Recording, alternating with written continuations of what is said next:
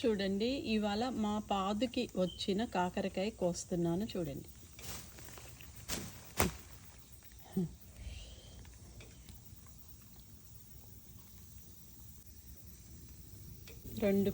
రెండు కాయలు వచ్చాయి. కోసి ఇక్కడ పెడదాం. చిన్న కాకరకాయ.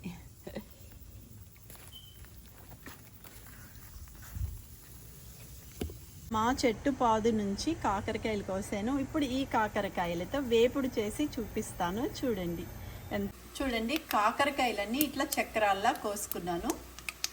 ఈజీగా కాకరకాయ చక్రాల ఫ్రై చేస్తున్నాను. చూడండి, ఒక ప్యాన్లో ఒక గరిటెడు నూనె వేసుకున్నాను. కాకరకాయ చక్రాల ఫ్రైకి ముందుగా పోపులు వేస్తున్నాను. చూడండి, తర్వాత కరివేపాకు, ఒకసారి అట్లా ఇట్లా తిప్పుదాం. ఇప్పుడు పోపు వేగిపోయింది. కాకరకాయ చక్రాలు వేస్తున్నాను. చూడండి,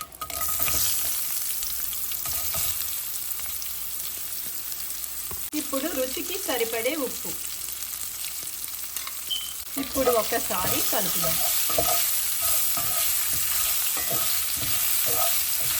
కాకరకాయ ముక్కలు వేగుతున్నప్పుడే కొంచెం ఉల్లిపాయ ముక్కలు ఇలా చీరికలు వేయాలి.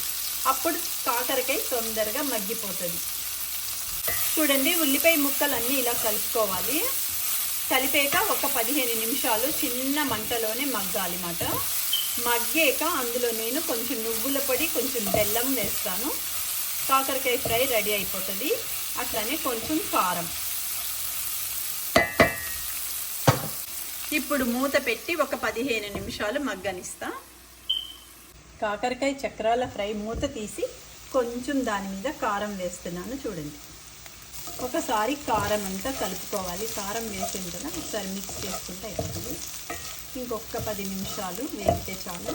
కాకరకాయ తొందరగా మగ్గిపోతుంది. లేత కాకరకాయలు, మా పాదు నుండి తీసుకొచ్చిన కాకరకాయలు. ఇప్పుడు మూత తీసి వేపుడు చూడండి, కాకరకాయ చక్రాల వేపుడు ఎంత బాగా అయిపోయిందో. చిన్న మంటలో మగ్గింది. ఇప్పుడు దీని మీద చూడండి నువ్వులు, బెల్లం పొడి రెండు కలిపి గ్రైండ్ చేసుకున్నాను. ఇప్పుడు కాకరకాయ వేపుడు మీద ఇది వేస్తాను. చాలా టేస్టీగా ఉంటుంది. ఇప్పుడు నువ్వుల పొడి, బెల్లం పొడి వేస్తున్నాను. ఒకసారి కలిపేసి వేపుడు ఆఫ్ చేయడమే. కాకరకాయ చక్రాల వేపుడు రెడీ అయిపోయింది. ఎంత ఈజీ అంటే అంత ఈజీ. రెడీ. చూడండి, కాకరకాయ చక్రాల ఫ్రై రెడీ అయిపోయింది.